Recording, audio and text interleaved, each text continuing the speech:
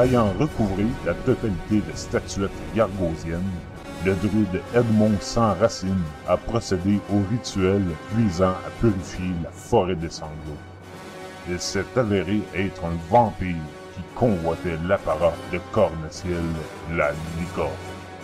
Il semble désormais à même d'étendre son malveillant contrôle sur les âmes, quittant les bois pour attaquer les villageois. Qui aurait pu soupçonner le sage et bienfaisant druide d'avoir été transformé en informe vampire?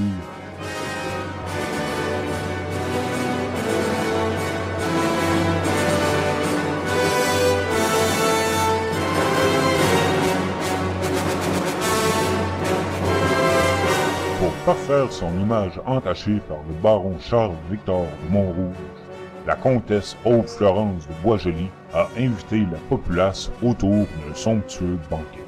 Maintes tentatives pour s'arroger les faveurs de la dame ont été entreprises.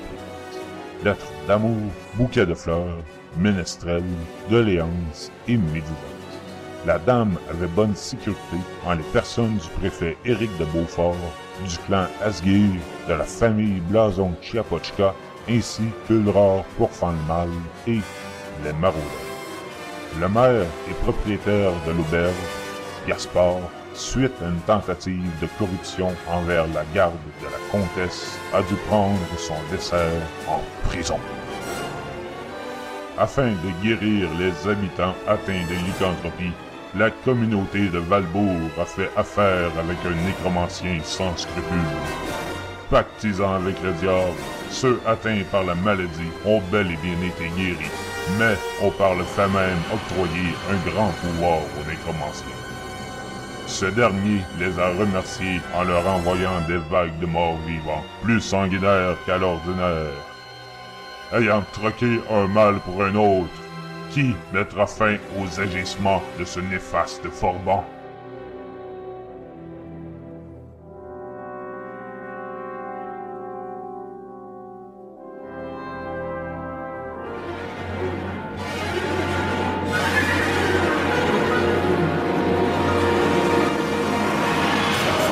Ayant pisté l'antre de Guruk, des chasseurs ont assailli le repère grouillant d'orques et de gobelins.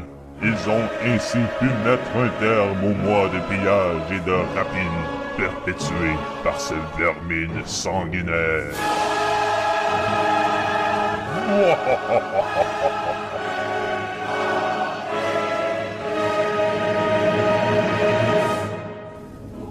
Les nains de Rockholm ont dirigé les aventuriers vers un gisement de mithril. Ils ont dû faire face à un golem de fer avant de pouvoir extraire le précieux minerai tant convoité. Les villes créatures étant déjà légion à Valbourg, qui a bien pu concevoir une telle machine de guerre? Pendant que s'organisait la défense d'un convoi marchand, les courts-gorges de la guilde de Sombre Dague préparaient leur embuscade. Les vaillants défenseurs au service de la communauté et de l'empereur se sont livrés à une épique repoussée des voleurs et vauriens. Malheureusement, ces derniers étaient bien organisés et en surnombre.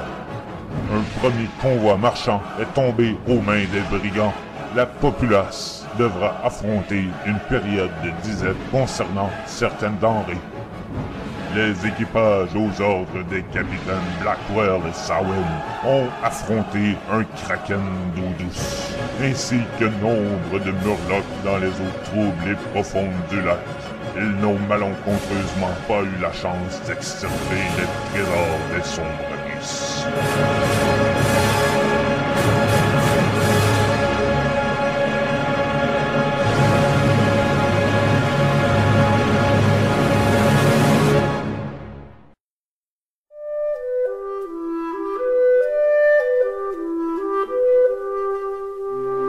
Les armuriers d'Atlantide.